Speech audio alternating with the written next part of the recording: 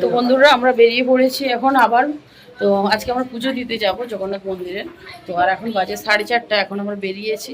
তো প্রথমে একটা শাড়ি পরেছিলাম, কি কষ্ট হচ্ছে, মানে এত গরম আছে, এই শাড়িটা কি কিটকিট করছে, গরম তো মানে শীতকালে ঠিক আছে, আর এত গরম রোদের তাপ, শাড়িগুলো আবার জামা পরে নিয়েছি।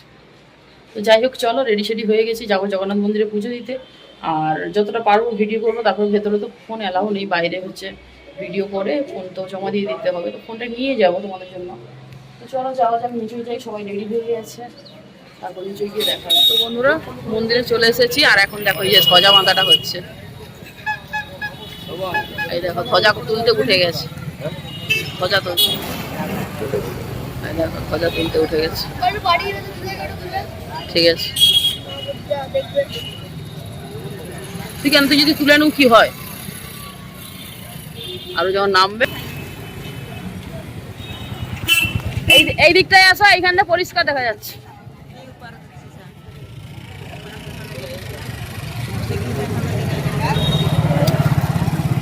উপরে উঠেছে ধ্বজা ই করতে, আর 4টের সময় উঠে বলেছিল 4:53।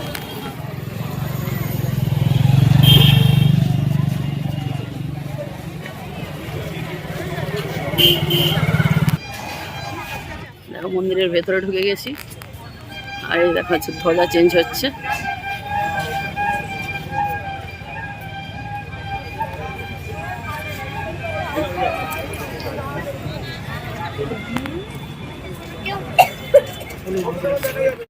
তো এটা হচ্ছে পুরীর দক্ষিণ গেট, ফোন লেগে গেলে 1000 টাকা ফাইন। এটা হচ্ছে দক্ষিণ গেট, এই গেট দিয়েই ঢুকবো। চলো এটাতে যাই হোক, ফোন টোন নিকল রাখ। ধ্বজা লাগানো চলছে এখন মন্দিরে। এটা হচ্ছে কিচেন, এটাই তো রান্নাঘর বলো, এটা রান্নাঘর। তারপর এখানে বিভিন্ন রকম গেট রয়েছে, এখন খুব সুন্দর করে সাজানো গুছানো হয়েছে। চলো বাবু, দেরি হবে নামতে, চ আবার পুজো দিতে দেরি হয়ে যাবে। দেখো নামছে, দেখো কিভাবে নামবে, দেখো উল্টো দিকে নামবে। বাবা নামাটা দেখো, ও মা নামাটা দেখো, এদিকে উঠেছে উঠেছে উঠেছে। ও মা দেখতে পাচ্ছ,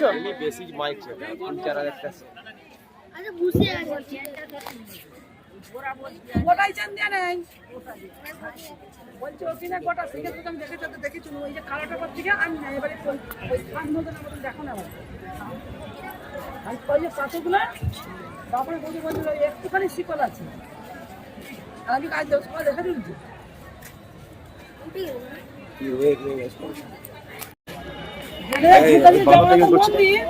দেখো আর নামানো দেখানো যাচ্ছে না, এবার ওই গলিতে নেমে গেছে।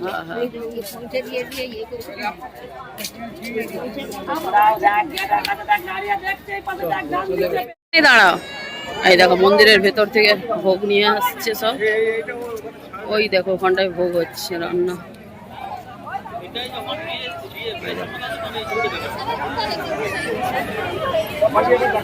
মোবাইল রাখবো না,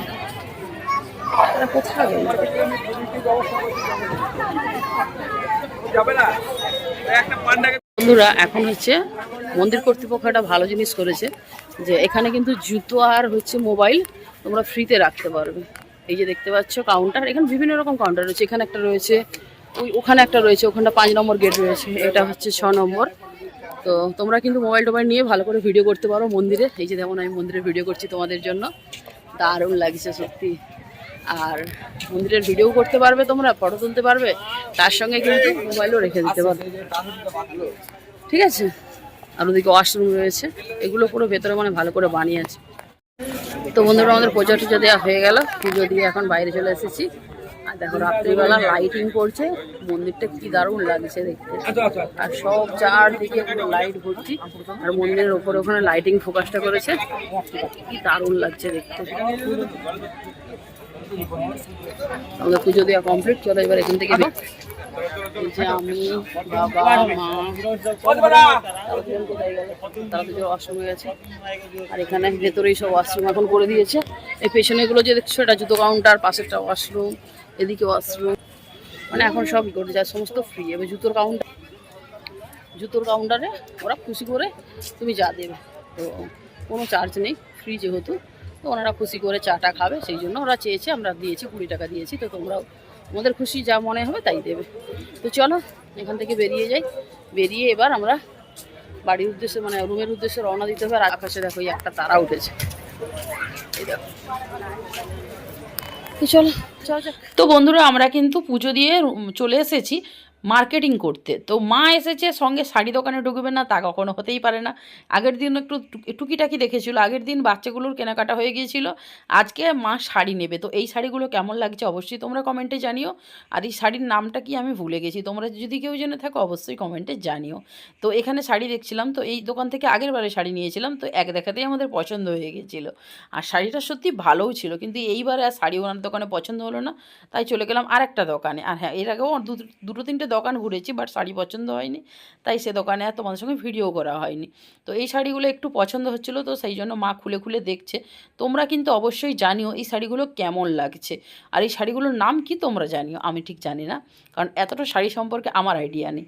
তো যাই হোক, আর এই শাড়িগুলো স্টার্টিং বিভিন্ন রকম দাম, তবে ওই 1000-এর ওপর, তো 1000 থেকে 1500-এর মধ্যেই রয়েছে। তো কতগুলো দাম বলেছিল, তো আমি জাস্ট ভুলে গেছি। আর এই শাড়িটাও বেশ ভালো লাগছে।